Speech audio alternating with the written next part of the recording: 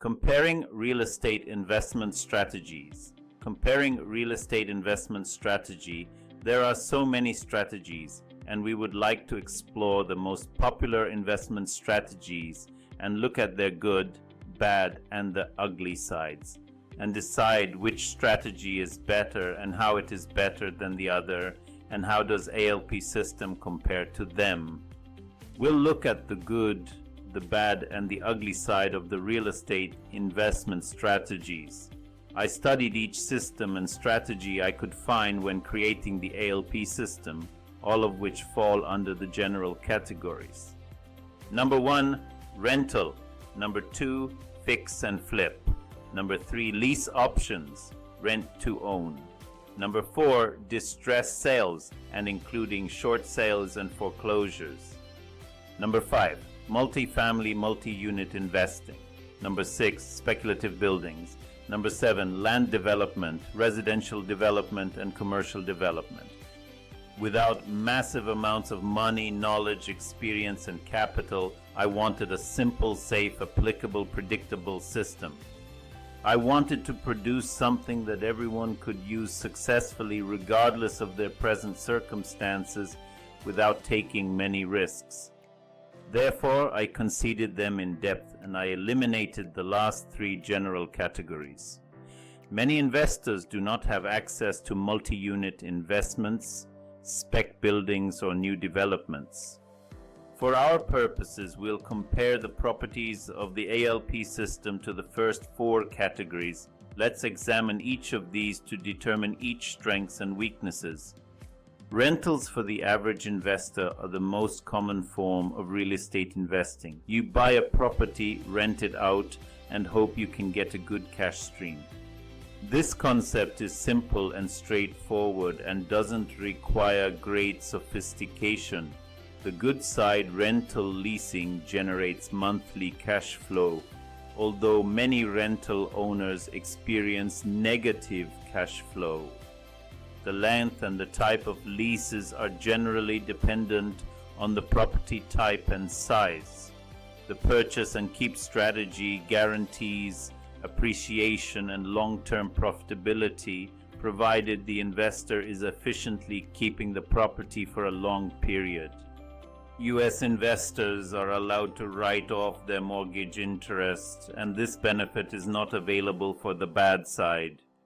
Investors spend a lot of time and effort in the performance of their property duties.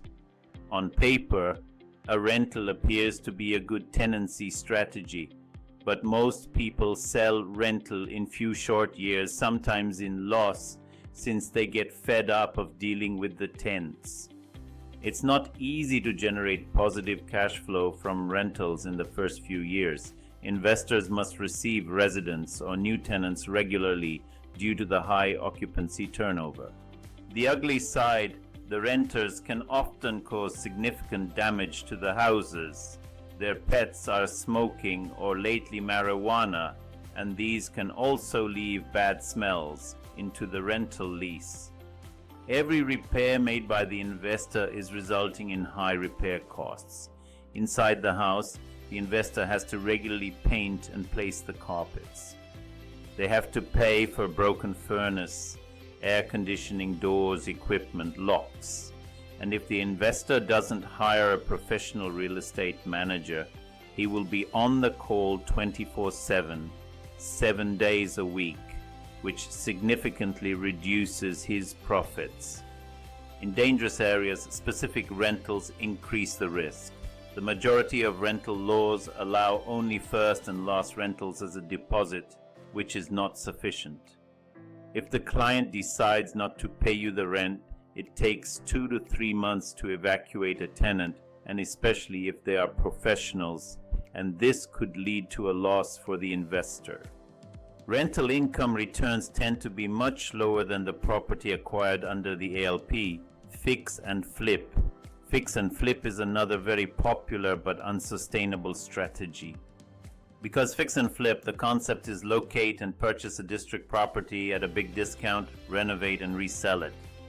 But the rolling requires so much time and effort and is subject to such risks that everybody, even if they love renovating and improving homes, will be burnt out, or they will be burnt, or both.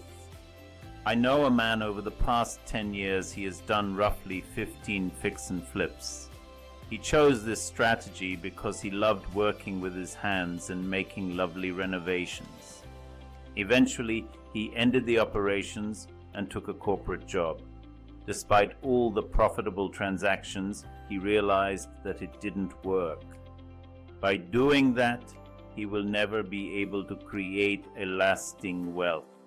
Because as fixer and flippers, if you're not keeping the property for too long, you are not getting the benefit of appreciation. And real estate is a game of time. The longer you keep the property, the more money you're going to make. This is a sad example since I know nobody else better than him in fixing and flipping and renovating the houses. Like many others, this guy realized that rolling was an unsustainable approach because the gap between his sale and purchase was too long. It means he would search for a few months, purchase a property, then renovate for a few months, and then he would take 2-3 months for him to sell the property. So he would have spent a long time before he could see the actual return. And what if the market wasn't good when he was flipping the property?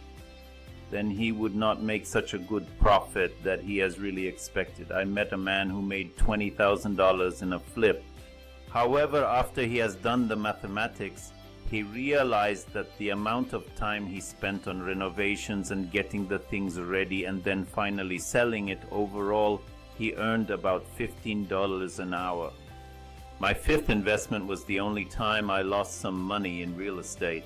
I bought it and turned it around. I purchased a property for $400,000, had strong comparables to confirm the market value was at least $400,000. I was so excited and was poised that the amount of equity in it, and I jumped on it. After about 90 days on the market, the house sold me at a loss of $5,000. I thought it would be like a typical flip, but it was far beyond the area's median house price. The lesson I learned was avoid buying houses above the median price houses. Flipping was unreliable, and it may work constantly for some people. It requires so much knowledge and experience that newbies will lose virtually. The good side of the fix and flip is you can purchase fixes at substantial discounts when done correctly. Getting a walk-in equity is a good way of profit. The bad side is the difference between the market value and the perceived value often determines that your time, money, and effort increase the real value of the property very little. The loan requirements can make an accurate assessment extremely difficult to achieve within a few months of the house purchase. For example, let's say you bought a house for $350,000.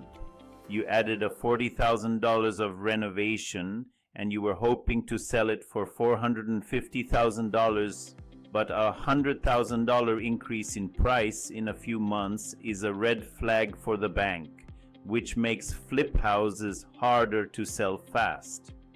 And the appraisers are less willing to appraise them because it can affect their business. Instead of passive income, flipping becomes a full-time work. It would help if you did it again and again, otherwise the cash flow will stop.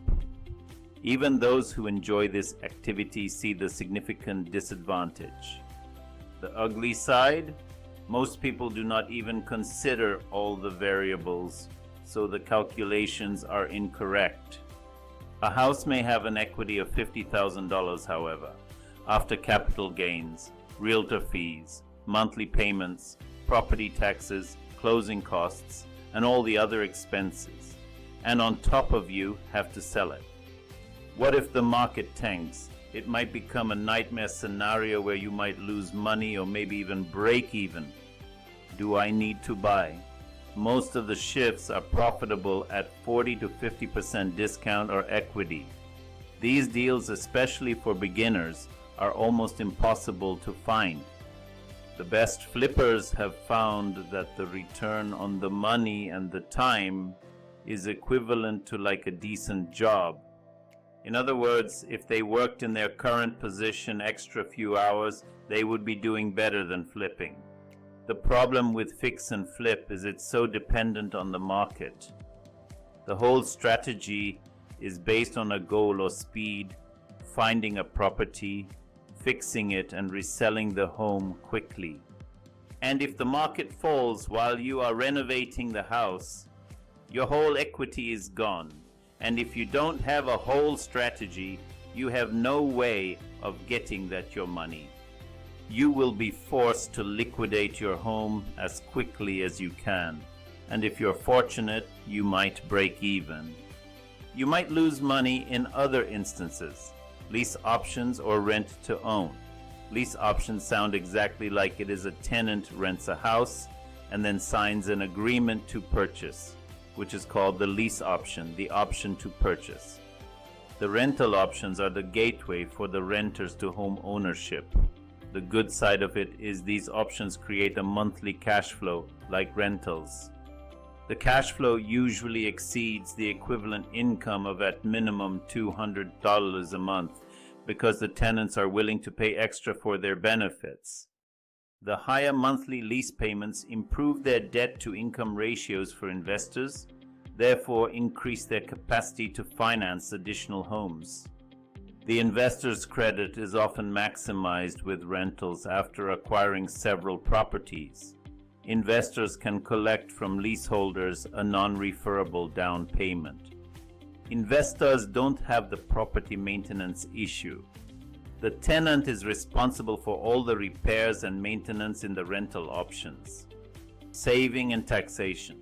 The U.S. investors are entitled to deduct their mortgage interest from the income taxes.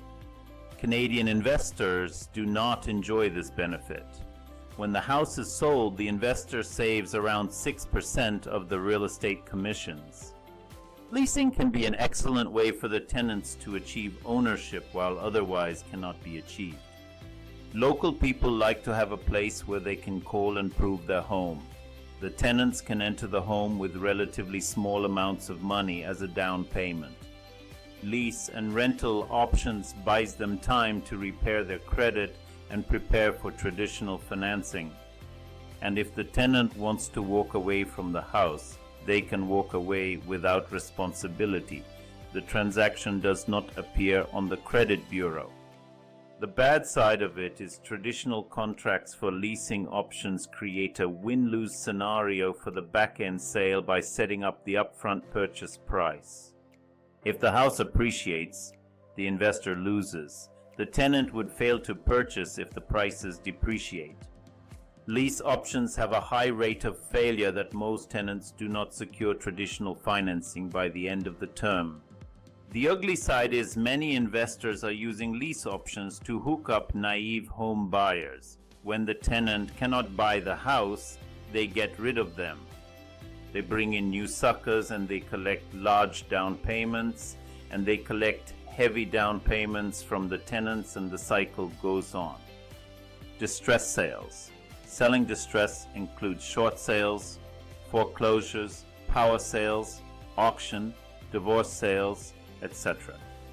It's a common tactic to promote the countryside of the sales of pain, or what we call ambulance chasing.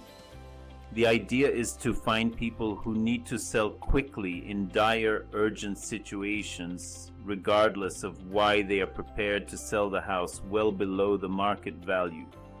I'm not talking about a complete investment strategy, but a particular way of finding the properties. I have included this and applied it to the property type, but the ALP system rejects the negative aspects of stressful sales hunting that needs to be understood. The good side. You can buy houses at significant reductions, thereby decreasing the risk of the investors. This offers a valuable service to those who are happy to be relieved of the burden and, if done correctly, but unpopular. They would have lost their house in any way to foreclosure or power sale, and this they could avoid damaging their credit bureau for years. The bad side is, in particular, the high level of specialized knowledge is needed for successful dealing with short sales or foreclosures or power sales, and indeed this knowledge is available, but few can find it and follow the discipline. Fierce competition between investors for the same assets makes it harder to obtain these properties at fair market value. The determination of appropriate properties takes a lot of time, effort, and especially given that there are many for sale by owners, it takes a lot of driving and, locating of the property nonetheless. The increasing difficulty to find distressed properties in boom markets. This strategy is dependent on the market. The ugly side of it is if it's done wrong by the wrong person in wrong way, the investment can degenerate and be predatory. After examining these common real estate investment strategies, imagine that there existed a system that incorporates the very best of all systems and strategies and removes the flaws. Imagine a low-risk scenario requires the minimum time and effort and working in every market, serving high levels of individuals and communities, achieving more elevated, most sustainable, and more diverse profits than any other. Just think of a system that gives you the cash flow rentals and options of leases without the hassle and hazards of property management. Imagine a scenario that takes advantage of discounts but doesn't take the risks. This system is the ALP system of real estate investing.